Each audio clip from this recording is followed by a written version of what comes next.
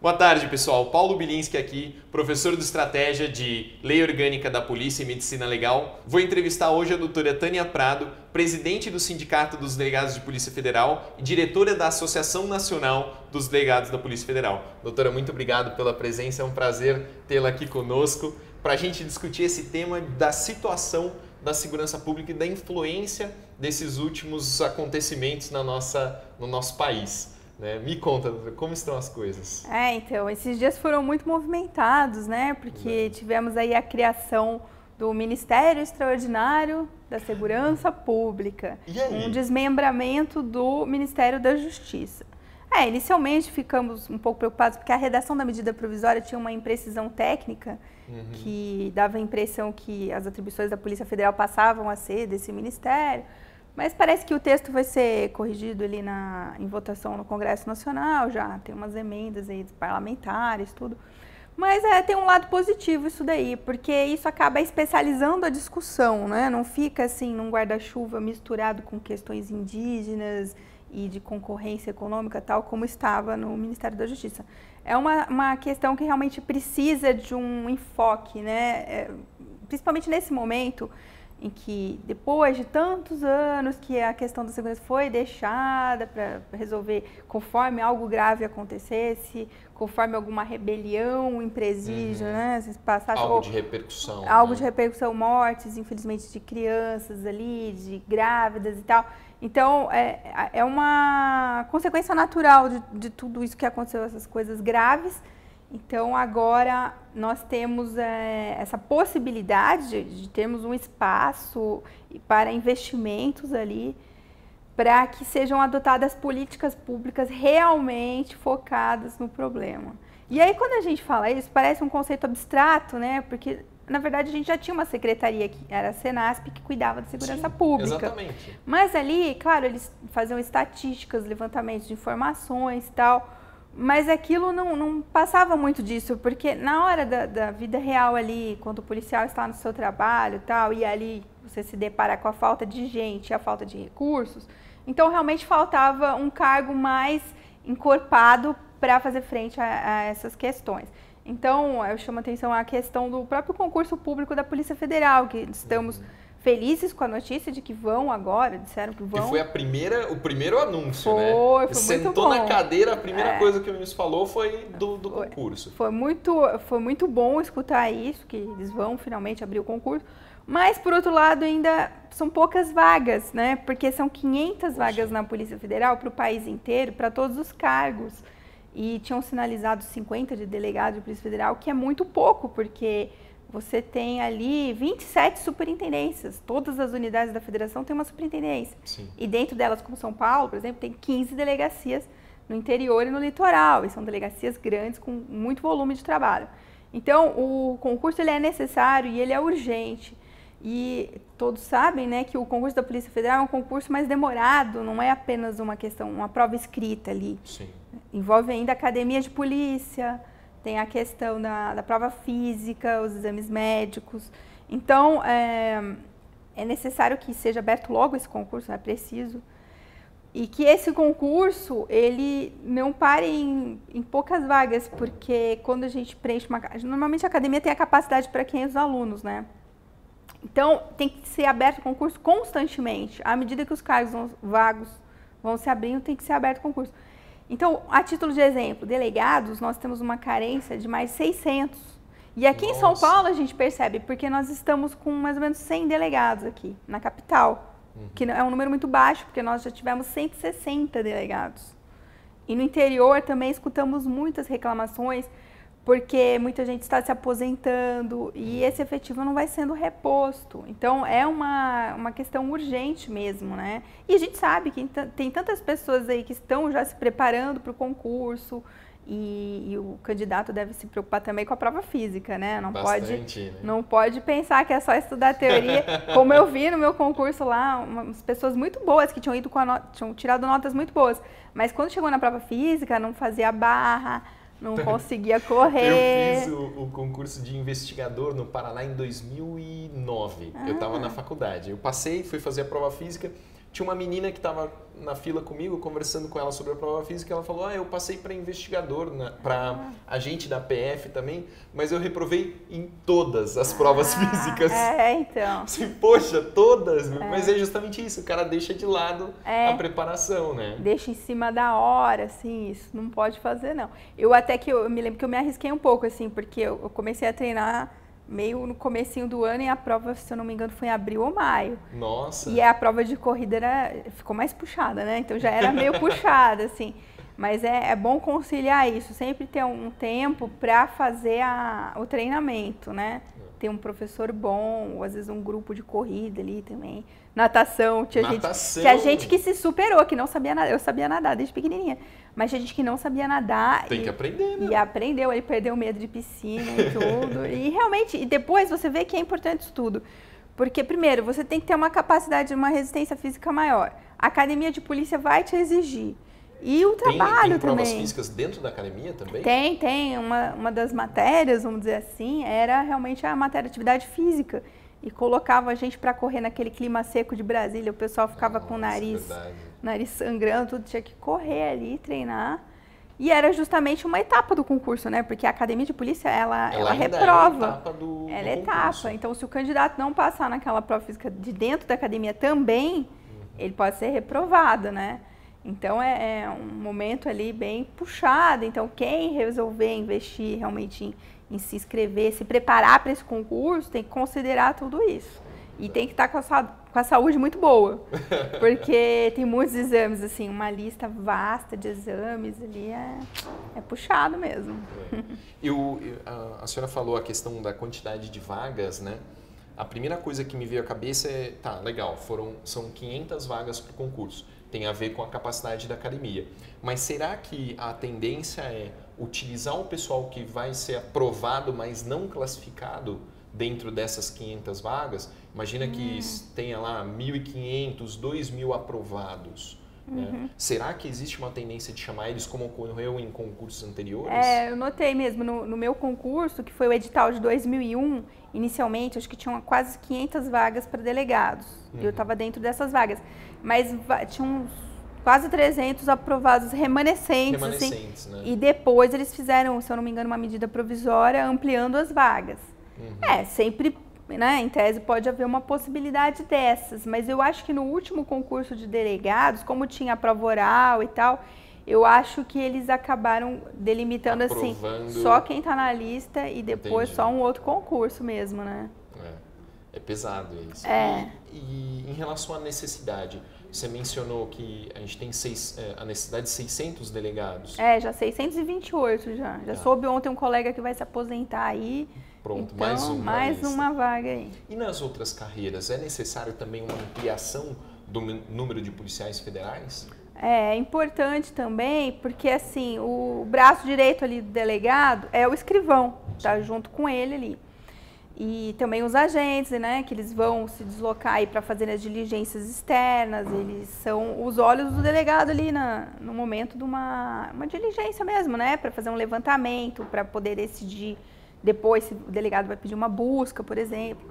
Então você precisa também desse efetivo. Os papiloscopistas também, é um cargo até diferente, assim, né? Porque ele é algo entre o agente e o perito, né? Verdade. Então, ele é um especialista.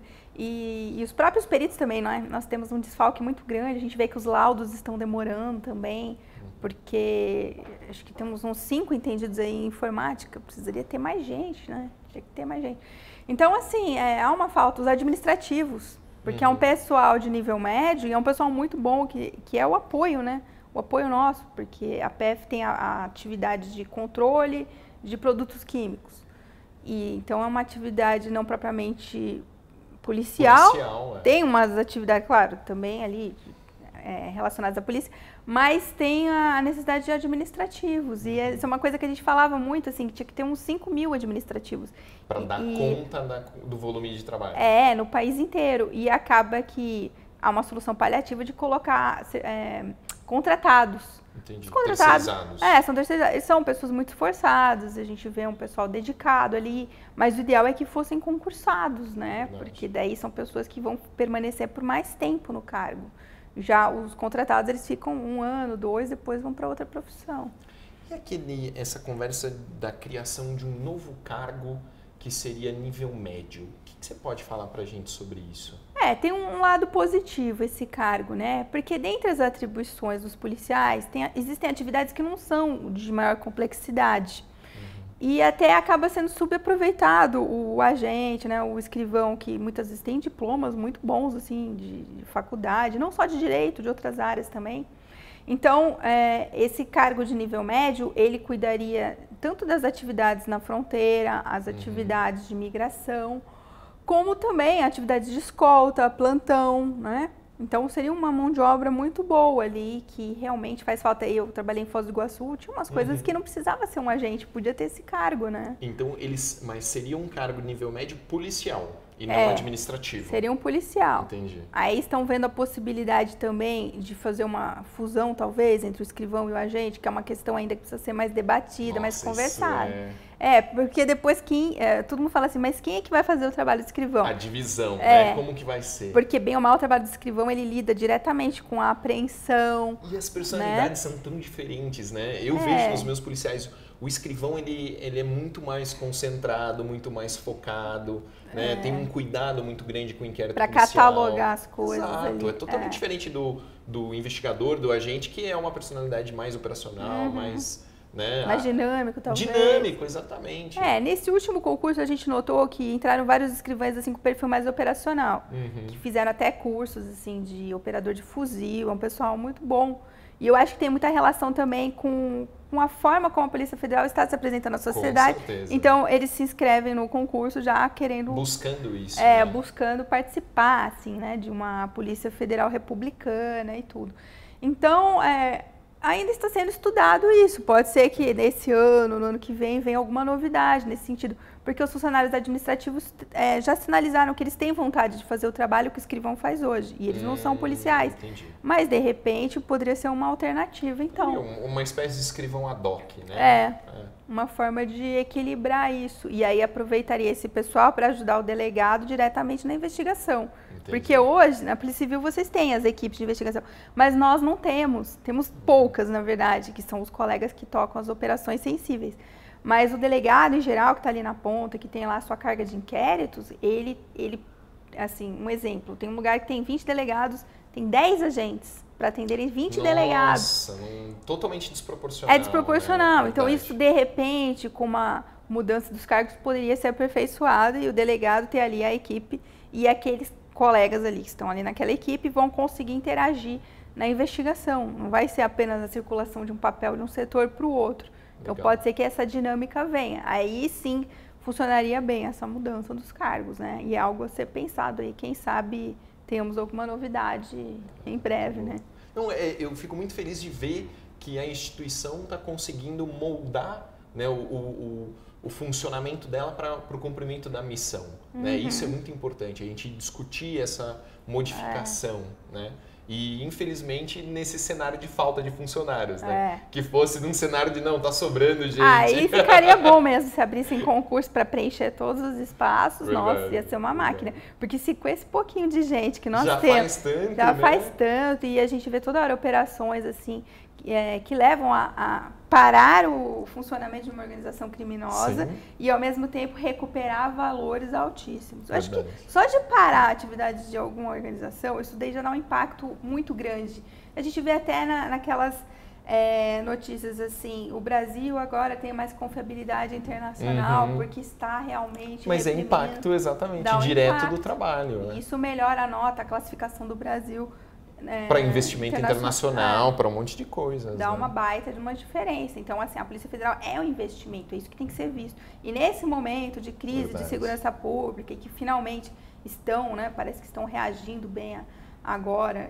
Então, seria um momento realmente de repente, ver se sensibilizamos ali aqueles que têm o poder de decidir sobre a abertura de concursos e tal, para ampliar essas vagas. Aí seria o melhor dos mundos mesmo. Porque toda hora eles falam assim, a fronteira precisa de policiais. Sim. Concordo. Eles falam assim, as armas estão entrando no Rio de Janeiro, a Polícia Federal precisa atuar. Concordo também. Mas quantos somos nós no país inteiro? 10 mil policiais. Então não dá, não tem milagre. Tem que ter gente trabalhando. Eu assisti uma palestra uma vez de um policial federal que ele mostrava todas as competências da Polícia Federal e ele fazia uma comparação com as agências americanas. Lá eles têm então, várias. para cada competência, o cara tinha 10 agências. E aí, no final, ele falava, ó, tá vendo o trabalho de todas essas agências aqui? No Brasil é só a Polícia Federal que faz. Exatamente. Né? Isso era uma coisa assim, visivelmente faltante a quantidade de policiais necessários para desempenhar a função. Né? E o que a gente defende é que não tirem essas atribuições da polícia, porque elas estão sendo bem desempenhadas. Não temos casos assim de desvio, de atribuição. Não, funciona bem. Sim. E o que falta pode funcionar muito melhor. Pode funcionar melhor. Então é isso que fica a grande questão, né? A gente vem lutando, tocando nesse assunto direto, assim. E não é só abertura de concurso, muitas vezes até a modernização de sistemas de informática. Sim. Que eu sei que vocês têm lá um sistema muito bom que vocês fazem flagrantes, né? Não, sistema... Então, a gente está melhorando. O RDO está ficando um pouco mais acessível, né? Ele já mudou a cara dele, era uma cara bem antiga, bem quadradão, agora ele já está mais bonito, está mais... então. Né? Aí a gente também precisa dar uma modernizada em alguns sistemas ali. Isso demanda investimentos, né? E muitas vezes a gente tenta achar uma solução caseira também, tem colegas aí que são experts em informática, mas muitas vezes também precisa da aquisição de algum programa, né? Tem também a questão da papiloscopia também. Nós temos um contrato aí que parece que como estava muito oneroso, parece que ficou suspenso e tal. E isso é perigoso, porque impressões digitais ali de criminosos precisam ser alimentadas na nossa base de dados. Sim. De maneira que não aconteça de novo aí de alguém fazer um passaporte, como era antes, né? Fazer um passaporte dizendo que era uma pessoa tal e depois de um tempo você vai ver a impressão digital. Opa, não era aquele cara. Aí foi justamente por não ter aquele sistema tecnológico que tem que ter, todo país tem que ter aquilo. Então isso demanda investimentos também, né? E viaturas também, combustível. São questões que quem está fora talvez não perceba, mas quem é policial, né, sabe muito bem o problema, a dificuldade que é isso no dia a dia. A gente estava conversando antes sobre a importância da própria Polícia Federal se organizar, né, para conseguir alcançar os seus objetivos institucionais. Né? E a gente ficou sabendo da lista tríplice que vocês fizeram para a escolha... É o diretor-geral. Diretor-geral, exatamente, da Polícia Federal. Como funcionou esse processo? Nós já havíamos testado outros modelos e tal, e aí chegamos ao modelo de 2016, que foi, na minha opinião, o que funcionou melhor. Porque ali os delegados de classe especial que manifestavam o seu interesse em se candidatarem a essa vaga de diretor-geral apresentaram seus currículos, suas propostas. E a partir dali nós começamos um debate, né? Fizemos até online pela internet, por escrito ali, eles fizeram vídeos também explicando o que eles defendiam. E nós mandávamos a eles as perguntas, né? A associação também providenciou algumas perguntas bem difíceis. Eles foram sabatinados ao vivo e a cores ali, online, bem moderno, né? E mais de, eu acho que 800 delegados fazendo perguntas ali para ele. Quer dizer, não todos os 800, mas o pessoal acompanhando. Assistindo, né? Foi bem dinâmico, foi muito engrandecedor esse processo, porque nós discutimos questões que muitas vezes nem tínhamos imaginado que eram importantes ali. E assim, candidatos excelentes, né? Com um perfil muito bacana. E dentre esses, 3 foram os mais votados. E apresentamos essa lista tríplice ao presidente da República.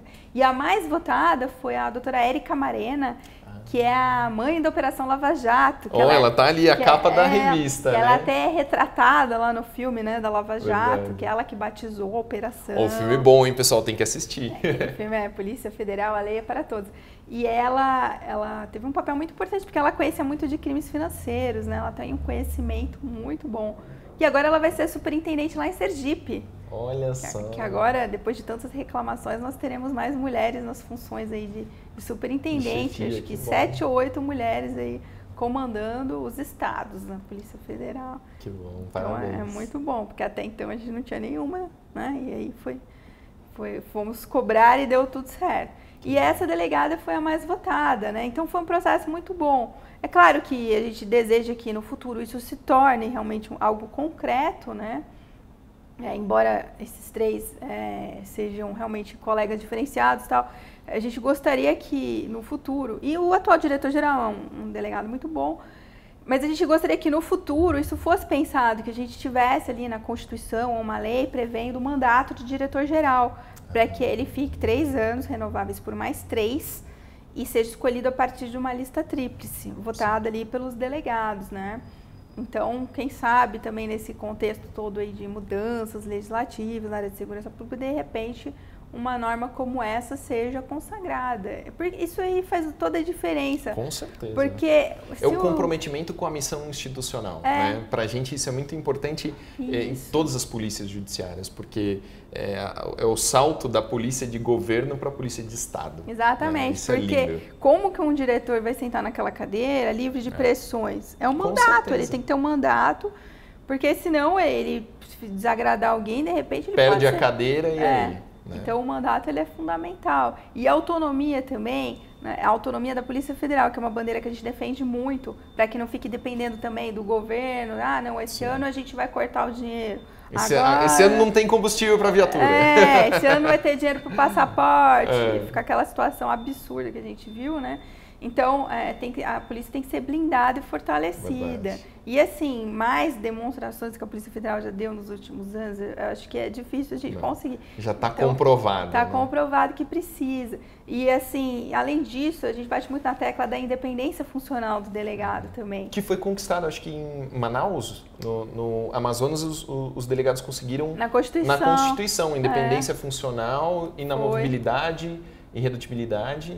Então isso é importante, para que o delegado tenha tranquilidade no seu trabalho, porque no momento que ele começa a investigar alguém que é poderoso, ele pode ser, de repente, depois pressionado, colocado numa sindicância, porque desagradou a família de não sei quem, ou porque desagradou o político tal, e aí isso tem consequências. Então, assim, quem vai ter vontade de investigar alguém importante não tendo garantias.